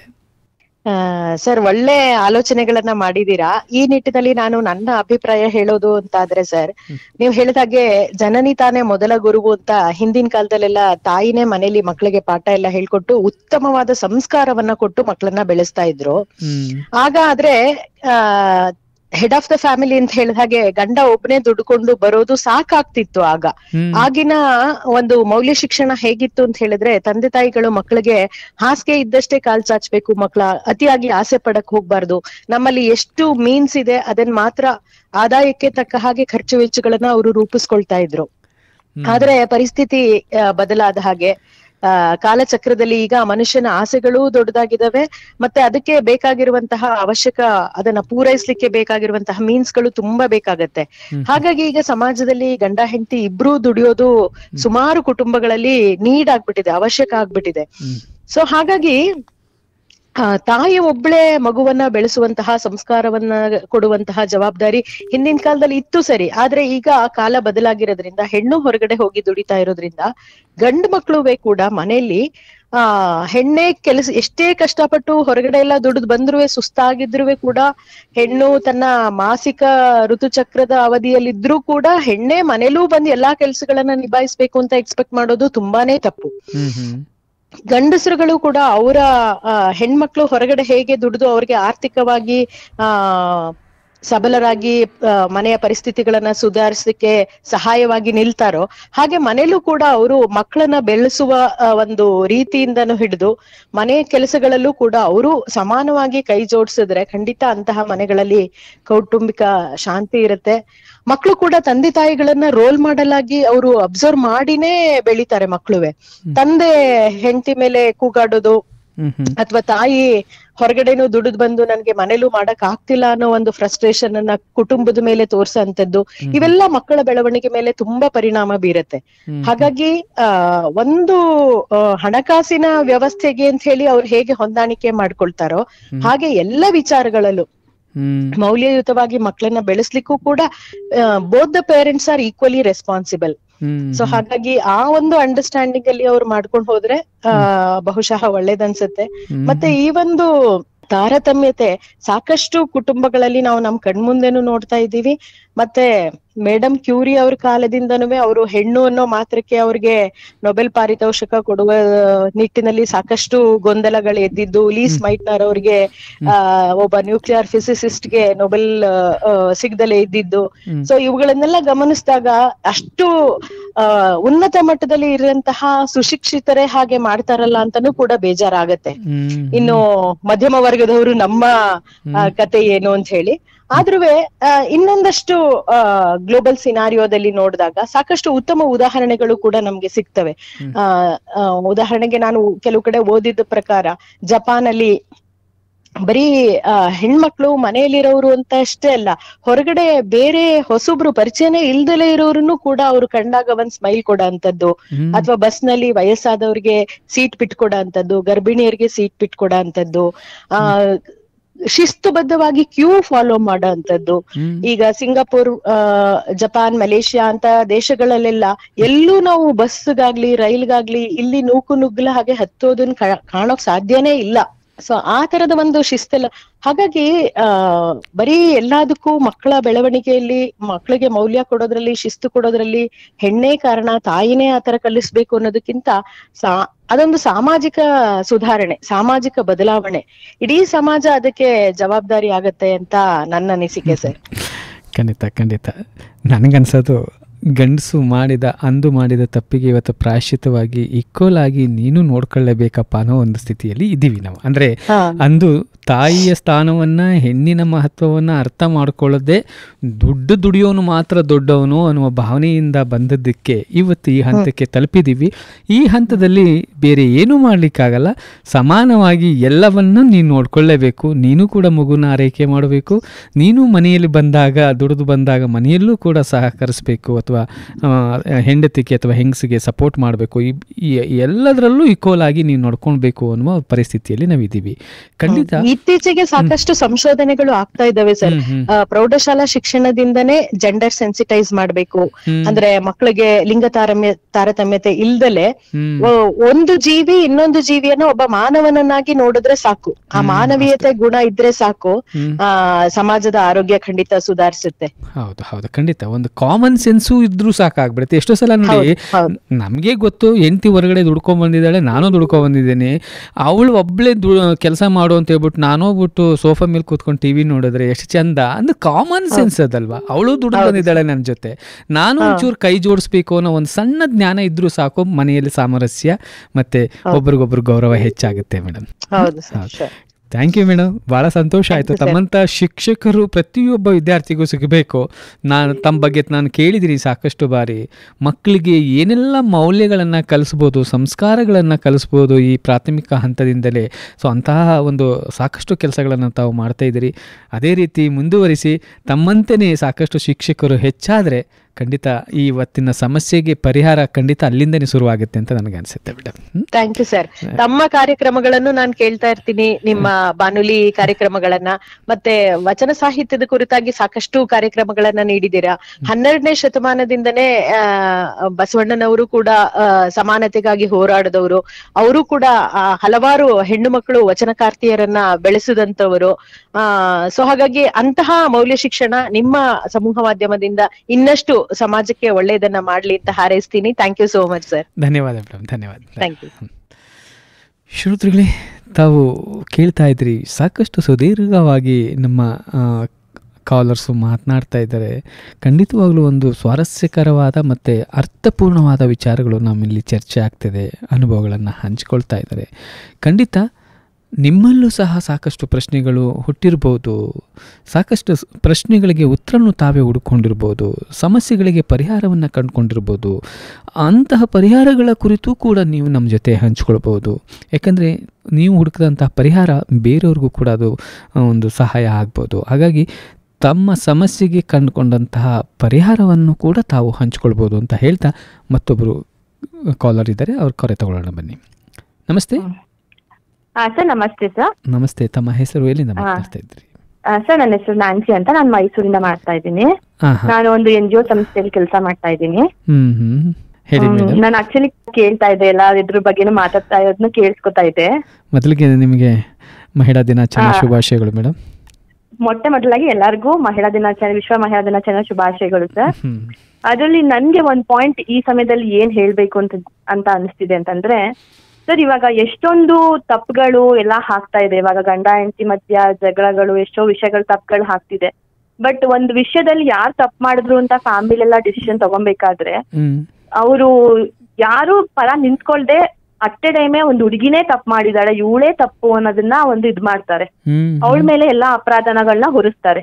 ಅದ್ರಲ್ಲಿ ಏನು ಕೂಡ ಆಲೋಚನೆ ಮಾಡಲ್ಲ. ಅದ್ರಲ್ಲಿ ಕೂತಿ ಮಾತಾಡೋದಾಗಿರ್ಲಿ, ಏನ್ ವಿಷಯಗಳ ಬಗ್ಗೆ ಅವಲೋಚನೆ ಮಾಡೋದಾಗಿರ್ಲಿ, ಅದೇನೋ ಮಾಡದೆ ಒಂದ್ ಆ ಹುಡುಗಿ ಒಂದು ಟೀನೇಜ್ ಹುಡುಗಿ ಆಗಿ ಅವಳಿಗೆ ಮದ್ವೆ ಆಗಿ ಏನೋ ಒಂದು ಕುಟುಂಬದಲ್ಲಿ ಏನೋ ಸಮಸ್ಯೆ ಆಗ್ತಿದೆ ಅಂತಂದ್ರೆ ಆ ಹುಡುಗಿ ತಪ್ಪು ಮಾಡಿದ್ರಿಂದಾನೇ ಈ ಪ್ರಾಬ್ಲಮ್ಸ್ ಎಲ್ಲ ಬಂದಿದೆ ಅನ್ನೋದನ್ನ ಓಪನ್ ಸ್ಟೇಟ್ಮೆಂಟ್ ಗಳು ಕೊಟ್ಬಿಡ್ತಾರೆ. ಅದು ಒಂದು ವಿಷಯ ನನ್ಗೆ ಬಹಳ, ಇದು ನನ್ನ ಪರ್ಸನಲ್ ಎಕ್ಸ್ಪೀರಿಯನ್ಸ್ ಅಲ್ಲಿ ನಾನು ಬಹಳ ನೊಂದಿರುವಂತ ಒಂದು ವಿಷಯ. ಜೊತೆಗೆ ಹೇಳಿ ಸರ್, ಇದಕ್ಕೆ ಏನ್ ಕಾರಣ ಅನ್ಸುತ್ತೆ ನಿಮ್ಮ ಪ್ರಕಾರ? ಏನ್ ಕಾರಣ ಇರ್ಬೋದು? ಇದನ್ನ ಹೆಂಗ್ ಸರಿಪಡಿಸ್ಲಿಕ್ಕೆ ಸಾಧ್ಯ ಇದೆ ಅನ್ಸುತ್ತೆ ನಿಮ್ಗೆ? ಸರ್ ಇದಕ್ಕೆ ಮೇನ್ ಕಾರಣ ಏನು ಅಂತಂದ್ರೆ ಒಂದು ಹುಡುಗಿ ಅವ್ರ ಹಾಕುವಂತ ಬಟ್ಟೆ ಆಗಿರ್ಲಿ, ಅವ್ರು ಮಾತಾಡುವಂತ ಒಂದು ಬೋಲ್ಡ್ನೆಸ್ ಅಲ್ಲಿ ಅವಳು ಸರಿ ಇಲ್ಲ ಅನ್ನೋ ಒಂದು ಪಟ್ಟಗಳನ್ನ ಕೆಲವೊಂದು ಕಮ್ಯುನಿಟಿ ಅವರಾಗಿರ್ಲಿ ಕೆಲವೊಬ್ರು ಅದನ್ನ ಇದ್ ಮಾಡ್ತಿದ್ದಾರೆ, ಅಂದ್ರೆ ಜಡ್ಜ್ ಮಾಡ್ತಾರೆ. ತುಂಬಾ ಸೈಲೆಂಟ್ ಆಗಿರೋ ಹುಡುಗಿ ಅಂದ್ರೆ ತುಂಬಾ ಮನೆ ಮಗಳು ಅವಳು ಆತರ, ತುಂಬಾ ಒಂಥರ ಡ್ರೆಸ್ ಹಾಕೋದಾಗಿರ್ಲಿ, ಮಾತಾಡುವ ವೇ ಆಗಿರ್ಲಿ, ಒಂದ್ ಹುಡುಗನ ಜೊತೆ ಕೈ ಹಿಡಿದು ಮಾತಾಡೋದಾಗಿರ್ಲಿ, ಅವ್ರ ಕ್ಯಾರೆಕ್ಟರ್ಸ್ ಲೆಸ್ ಅಂತ ಅನ್ಬಿಟ್ಟು ಅನಲೈಸ್ ಮಾಡೋದು, ಇದು ಇನ್ನು ತುಂಬಾ ಅದಿನ್ನೂ ಹೋಗಿಲ್ಲ. ಅವ್ರು ನೋಡೋ ದೃಷ್ಟಿ ಕೂಡ ಸೊಸೈಟಿ ಹಂಗೇನೆ ನೋಡುತ್ತೆ ಆ ಹುಡುಗಿನ. ಜೊತೆಗೆ ಇನ್ನೊಂದು ಪಾಯಿಂಟ್ ಏನು ಅಂತಂದ್ರೆ, ಫಾರ್ ಎಕ್ಸಾಂಪಲ್ ಈಗ ಲೈಕ್ ಇವಾಗ ಏನೋ ಗಂಡ ಸತ್ತಿ ಅವರೆಲ್ಲ ಆ ಒಂದು ಮಹಿಳೆ ನೋವಲ್ಲಿರ್ತಾಳೆ. ಆ ನೋವಲ್ಲಿರೋ ಮಹಿಳೆಗೆ ಇವರು ಒಂದು ಶಾಸ್ತ್ರ ಸಂಪ್ರದಾಯ, ಅವಳು ಜೀವ ಹೋಗ್ತಿದೆ, ಅವಳು ಆಲ್ರೆಡಿ ನೊಂದೋಗಿರ್ತಾಳೆ. ಅಂತ ಟೈಮಲ್ಲಿ ಈ ಶಾಸ್ತ್ರ ಸಂಪ್ರದಾಯ ಅನ್ನೋದನ್ನ ಮಾಡಿ ಅವಳ ಮನ್ಸನ್ನ ಒಂದು ತಾಯಿ ಯಾರಿರ್ತಾರೆ ಆ ತಾಯಿ ಮನ್ಸನ್ನ ಇನ್ನೂ ನುಚ್ಚು ನೂರು ಮಾಡ್ತಾರೆ. ಇದು ಒಂದು ಕೂಡ ಒಂದು ಬಹಳ ನೋವು ಪಡುವಂತ ವಿಷಯ. ಯಾಕಂದ್ರೆ ಆಲ್ರೆಡಿ ಅವಳು ಒಬ್ಬಳನ್ನ ಕಳ್ಕೊಂಡಿರ್ತಾಳೆ, ಅವಳ ಜೀವದ ಸ್ತಂಭ ಯಾರಿರ್ತಾರೆ ಅವ್ರನ್ನ ಫುಲ್ ಆಗಿ ಕಳ್ಕೊಂಡಿರ್ತಾಳೆ. ಆ ನೋವು ಅವಳಿಗಿಂದ ಓವರ್ಕಮ್ ಮಾಡಕ್ ಆಗಲ್ಲ. ಅಂತ ಪರಿಸ್ಥಿತಿಯಲ್ಲಿ ಶಾಸ್ತ್ರ ಮಾಡ್ತೀವಿ ಸಂಪ್ರದಾಯ ಮಾಡ್ತೀವಿ ಅಂತ ಇನ್ನೂ ನೋವು ಮಾಡಿ ಅವಳನ್ನ ಇನ್ನೂ ಕುಗ್ಗಿಸ್ತಾರೆ. ಅದನ್ನ ಹೊರಗಡೆ ಬರಕ್ಕೆ ಮಾಡಲ್ಲ. ಸತತವಾಗಿ ಏನ್ ಅವ್ರು ಕಾರ್ಯ ಮಾಡ್ತಾರೆ ಅಷ್ಟಿನ ತನಕನು ಆ ಕಾರ್ಯ ಫುಲ್ ಆಗಿ ಅವಳನ್ನ ಇನ್ನೂ ನೋವಿಗೆ ಈಡ್ ಮಾಡಿ ಅದನ್ನ ಓವರ್ಕಮ್ ಮಾಡಕ್ಕೆ ಯಾರು ಸಪೋರ್ಟ್ ಮಾಡಲ್ಲ. ಇದು ಎಷ್ಟು ಮಟ್ಟಿಗೆ ಸರಿ ಅಂತ ನನಗೆ ಯಾವ ಶಾಸ್ತ್ರದ ಬಗ್ಗೆ ತಾವು ಹೇಳ್ತಿದ್ರು ಸರ್? ಇವಾಗ ಅವಳಿಗೆ ಬಳೆ ಹೊಡೆದಾಕದಾಗಿರ್ಲಿ, ಕುಂಕುಮ ಅಳಿಸೋದಾಗಿರ್ಲಿ, ಹೂಗಳನ್ನ ಕಿತ್ತಾಕದಾಗಿರ್ಲಿ, ಸ್ಯಾರಿ ಹಾಗಾಗಿ ಆಲ್ರೆಡಿ ಅವಳು ಸುಸ್ತಾಗಿರ್ತಾಳೆ, ಮನನೊಂದಿರ್ತಾಳೆ, ಊಟ ಕೂಡ ಮಾಡಿರಲ್ಲ. ಆ ಟೈಮಲ್ಲಿ ಸ್ಯಾರಿ ಚೇಂಜ್ ಮಾಡ್ಕೊಂಬ ಅಂತ ಬಂದು ಸ್ಯಾರಿಗಳನ್ನ ಅವಳ ಮೇಲೆ ಹಾಕಿ ಇದ್ ಮಾಡೋದಾಗಿರ್ಲಿ, ಅವಳು ಎಷ್ಟು ನೊಂದೋಗಿರ್ತಾಳೆ ಅಂತಂದ್ರೆ ಕಣ್ಣೀರಲ್ಲಿ ಅವಳು ಫುಲ್ ಕೈ ತೊಳಿಬೇಕಾದ್ರೆ ಅಟ್ಲೀಸ್ಟ್ ಫ್ಯಾಮಿಲಿ ಅವರು ಜೀವ ಮುಖ್ಯನಾ ಈ ಶಾಸ್ತ್ರ ಮುಖ್ಯನಾ ಅಂತಂದ್ರೆ ಶಾಸ್ತ್ರನೇ ಮುಖ್ಯ ಅಂತ ಹೇಳ್ತಾರೆ. ಅವಳು ಆಲ್ರೆಡಿ ನೊಂದಿರ್ತಾಳೆ ಅಲ್ವಾ. ನಿಮ್ಮ ಸಂಸ್ಕೃತಿ ಸಂಪ್ರದಾಯಗಳು ಅವರನ್ನ ಉತ್ತೇಜಿಸುವಂತಿರಬಹುದೇ ಹೊರತು ಅವರನ್ನ ಮತ್ತೆ ಕುಗ್ಗಿಸುವಂತಿರಬಾರದು ಅನ್ನೋದನ್ನ ಎಕ್ಸಾಕ್ಟ್ಲಿ ನನ್ನ ಪಾಯಿಂಟ್. ಹೌದು ಸರ್, ಖಂಡಿತ ಒಳ್ಳೆ ವಿಚಾರಗಳನ್ನ ಹಂಚಿಕೊಂಡಿದ್ದೀರಿ. ಬಹುಶಃ ಸಮಾಜದಲ್ಲಿ ಬಹುತೇಕ ಸ್ಥಳಗಳಲ್ಲಿ ಇದು ನಡೆಯುತ್ತೆ. ಇದನ್ನ ಕಡಿಮೆ ಮಾಡಬೇಕು ಅಂದರೆ ತಮ್ಮಂತಹ ಒಂದು ವಿಚಾರಗಳನ್ನು ಹಂಚ್ಕೊಳ್ಬೇಕು, ವಿನಿಮಯ ಮಾಡಿಕೊಳ್ಬೇಕು, ಮತ್ತು ಅವಲೋಕನ ಮಾಡಿಕೊಳ್ಬೇಕು. ನಾನು ಏನು ಮಾತಾಡ್ತಾ ಇದ್ದೀನಿ, ಏನು ಮಾಡ್ತಾ ಇದ್ದೀನಿ ಅನ್ನೋ ಅವಲೋಕನ ಪ್ರತಿಯೊಬ್ಬರು ಮಾಡಿಕೊಂಡಾಗ ಒಂದು ಸಾಮಾನ್ಯ ಜ್ಞಾನ ಇಟ್ಟು ನಾವು ನಡ್ಕೊಂಡಾಗಲೂ ಖಂಡಿತ ಇಂಥ ಸಮಸ್ಯೆಗಳನ್ನು ಬಗೆಹರಿಸಲಿಕ್ಕೆ ಸಾಧ್ಯ ಆಗುತ್ತೆ. ಧನ್ಯವಾದ ಮೇಡಮ್, ಕರೆ ಮಾಡೋದಕ್ಕೆ, ತಮ್ಮ ಅನುಭವನ ಹಂಚಿಕೊಂಡಿದ್ದಕ್ಕಾಗಿ. ಸರ್ ಇದ್ರ ಜೊತೆಗೆ ಒಂದು ಹಾಡಿದೆ, ನಾವು ಏನಾದ್ರು ಪರ್ಮಿಷನ್ ಕೊಟ್ರೆ ನಾವು ಹಾಡ್ಬೋದು. ಆಕ್ಚುಲಿ ನಮ್ದೊಂದು ಟೀಮ್ ಅಲ್ಲೇ ಹಾಡ್ತೀವಿ. ಟೈಮ್ ಈಗ ಹಾಡ್ತೀರಿ ಅಂತಾರ ಇನ್ ಫ್ಯೂಚರ್ ಹಾಡ್ತೀನಿ ಅಂತ? ಈಗಲೇ ಹಾಡ್ತೀವಿ ಒಂದು ಹಾಡು ಅದ್ರ ರಿಲೇಟೆಡ್ ಆಗಿನೇ. ಓಕೆ ಓಕೆ, ಖಂಡಿತ ಮಾಡಿ ಮಾಡಿ. ಆಕೆಗೊಂದು ತರ ಅವನಿಗೊಂದು ತರ ಯಾಕೆ ಮಾಡಿದರು ಕಾಣೆ, ಯಾಕೆ ಮಾಡಿದರು ಕಾಣೆ, ಇದನ್ನ ಯಾರು ಮಾಡಿದರು ಕಾಣೆ, ಯಾಕೆ ಮಾಡಿದರು ಕಾಣೆ, ಇದನ್ನ ಯಾರು ಮಾಡಿದರು ಕಾಣೆ. ಅವನು ಗಂಡಸು ಕೈಯಲ್ಲಿ ಕೊರಕೆ ಬಾರದಂತೆ, ಅವಳು ಹೆಂಗಸು ಮರವನು ಎಂದು ಏನು ಬಾರದಂತೆ. ಅವನು ಗಂಡಸು ಕೈಯಲ್ಲಿ ಕೊರಕೆ ಬಾರದಂತೆ, ಅವಳು ಹೆಂಗಸು ಮರವನು ಎಂದು ಏನು ಬಾರದಂತೆ. ಅವನು ಗಂಡಸು ಅದಿಗೆ ಅವಳು ಹೆಂಗಸು ತಲೆಯನ್ನು ಎತ್ತಿ ನೋಡಬಾರದಂತೆ. ಅವಳು ಗಂಡಸು ಹೋಗಬಾರದಂತೆ, ಅವಳು ಹೆಂಗಸು ತಲೆಯನ್ನು ಎತ್ತಿ ನಡೆಯಬಾರದಂತೆ. ಅವನು ಗಂಡಸು ನೋವು ಆಗಬಾರದಂತೆ, ಅವಳು ಹೆಂಗಸು ಡೋಲ್ ಜೋಡಿಗಿಂದಬಾರದಂತೆ. ಅವಳು ಗಂಡಸು ನೋವು ಆಗಬಾರದಂತೆ, ಅವಳು ಹೆಂಗಸು ಜೋರು ಜೋರಾಗಿ ನಗಬಾರದಂತೆ. ಅವನು ಗಂಡಸು ನಾಚಿಕೆಯಾಗಬಾರದಂತೆ, ಅವಳು ಹೆಂಗಸು ಜೋರಾಗಿ ನಗಬಾರದಂತೆ. ಅವನು ಗಂಡಸು ನಾಚಿಕೆಯಾಗಬಾರದಂತೆ, ಅವಳು ಹೆಂಗಸು ಜೋರಾಗಿ ಸುಂದರ ಹಾಕಬಾರದಂತೆ. ಅವನು ಗಂಡಸು ಬೆಂದವಾಗದಂತೆ, ಅವಳು ಹೆಂಗಸು ರಾಮು ಬಂದರು ಶಾಲೆ ಸಾಕಂತೆ. ಅವನು ಗಂಡಸು ಬೇಕಂತೆ, ಅವಳು ಹೆಂಗಸು ರಾಗು ಬಂದರು ಶಮನೆ ಸಾಕಂತೆ. ಅವನು ಗಂಡಸು ಹೊಟ್ಟೆ ತುಂಬ ಹೋಗಂತೆ, ಅವಳು ಹೆಂಗಸು ಉಳಿದುದನ್ನು ತಿನ್ನಬೇಕಂತೆ. ಅವನು ಗಂಡಸು ಹೊಟ್ಟೆ ತುಂಬ ಹೋಗಂತೆ, ಅವಳು ಹೆಂಗಸು ಉಳಿದುದನ್ನು ತಿನ್ನಬೇಕಂತೆ. ಅವನು ಗಂಡಸು ತಪ್ಪಿನಂತೆ,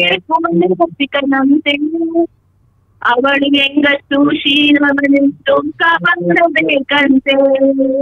ಅವನು ಗಂಡಸು ತಪ್ಪಿನಂತೆ, ಅವನು ಹೆಂಗಸು ಶೀಲವನ್ನೆಂದು ಕಾಪಾಡಬೇಕಂತೆ. ಅವನು ಗಂಡಸು ಮನೆ ಅವಳು ಹೆಂಗಸು ಮಾಡಿಸಬೇಕಂತೆ. ಅವನು ಗಂಡಸು ಮನೆ ಅವಳು ಹೆಂಗಸು ಮಾಡಿಸಬೇಕಂತೆ.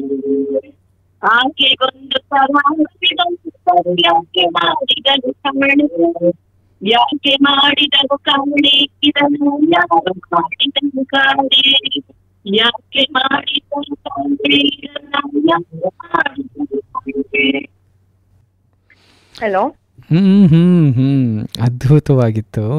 ನನಗೆ ನಿಮ್ಮ ಹಾಡು ಕೇಳುವಾಗ ಉದ್ದಕ್ಕೂ ನನಗನ್ಸಿದ್ದು, ನಾವು ನಮಗೆ ಕೆಲವು ಕಾನೂನು ಕಾಯ್ದೆಗಳಿವೆ, ನನಗೆ ರಕ್ಷಣೆ ಕೊಡಿ, ನನಗೆ ನನ್ನ ಹಕ್ಕು ಇದು, ಈ ಥರದ್ದೆಲ್ಲ ಹಕ್ಕು ಕಾಯ್ದೆಗಳ ಬಗ್ಗೆ ಮಾತನಾಡೋದ್ರ ಜೊತೆ ಈ ರೀತಿಯ ಜಾಗೃತಿ ಮೂಡಿಸುವಂಥ ಭಾವನೆಗಳನ್ನು ವ್ಯಕ್ತಪಡಿಸುವಂಥ ವಿಚಾರಗಳು ಹೆಚ್ಚು ಹೆಚ್ಚು ಆಗ್ಬಿಟ್ರೆ ಬಹುಶಃ ಅದೇ ಅರ್ಧ ಬದಲಾವಣೆಯನ್ನು ತಂದುಬಿಡುತ್ತೇನೋ ಅಂತ ಅನಿಸುತ್ತೆ. ನೋಡಿ, ಮನುಷ್ಯನ ಸಂಕುಚಿತ ಭಾವನೆ ವಿಶಾಲವಾಗಬೇಕು ಅನ್ನೋ ಸಂದೇಶವನ್ನು ಈ ಒಂದು ಹಾಡು ನನಗೆ ಗೋಚರಿಸ್ತು. ಸಂಕುಚಿತ ಇವೆಲ್ಲಕ್ಕೂ ಕಾರಣ ಸಂಕುಚಿತವಾದ ನಮ್ಮ ಆಲೋಚನೆಗಳು, ಒಳಗಿರುವಂಥ ಭಾವನೆಗಳು ಬೇರೆಯವ್ರ ಮೇಲೆ ಅದನ್ನು ಏರುತ್ತೆ. ಸೊ ಅಂತಹ ವಿಚಾರಗಳು ನಮ್ಮಲ್ಲಿ ಕಡಿಮೆ ಆಗಬೇಕು.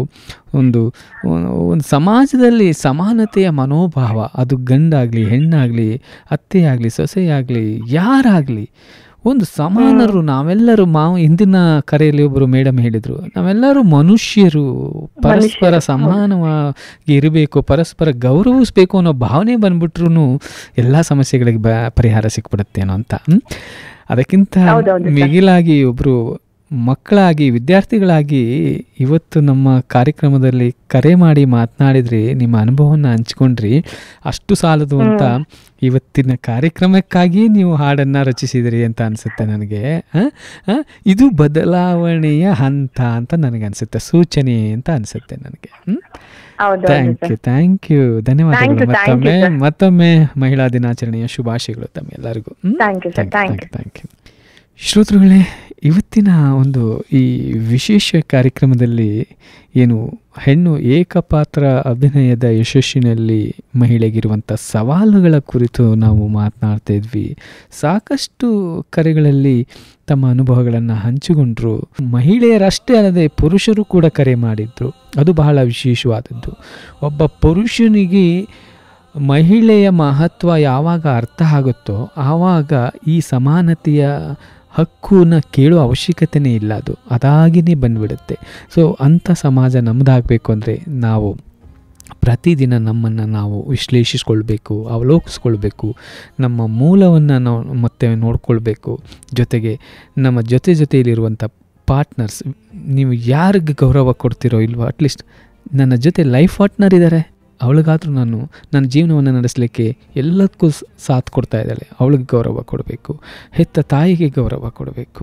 ಸೊ ಇವೆಲ್ಲವನ್ನು ನಾವು ನಮಗೆ ನಾವೇನೇ ಅವಲೋಕಿಸ್ಕೊಂಡು ವಿಶ್ಲೇಷಿಸಿಕೊಂಡು ನಡೆದಿದ್ದೇ ಆದರೆ ಖಂಡಿತವಾಗ್ಲೂ ನಮ್ಮ ಸಮಾಜ ಒಂದು ಸಾಮರಸ್ಯಯುಕ್ತ ಸಮಾಜ ಆಗುತ್ತೆ, ಲವಲವಿಕೆಯ ಸಮಾಜ ಆಗುತ್ತೆ, ಕುಟುಂಬ ಒಂದು ನಂದ ಗೋಕುಲವಾಗುತ್ತೆ ಅಂತ ನಾನು ಕೂಡ ಹಚ್ತೀನಿ. ಸೊ ಇವತ್ತು ಸಮಯದ ಮಿತಿಯಿಂದ ಇಲ್ಲಿಗೆ ಈ ಕಾರ್ಯಕ್ರಮವನ್ನು ಮುಗಿಸ್ತಾ ಇದ್ದೀನಿ. ಖಂಡಿತ ಮತ್ತೊಂದು ವಿಷಯದ ಜೊತೆ ಮತ್ತೊಂದು ದಿನ ತಮ್ಮನ್ನು ಭೇಟಿಯಾಗ್ತೀನಿ. ಅಲ್ಲಿವರೆಗೂ ನಮಸ್ಕಾರ. ಮತ್ತೊಮ್ಮೆ ವಿಶ್ವ ಮಹಿಳಾ ದಿನಾಚರಣೆಯ ಶುಭಾಶಯಗಳು.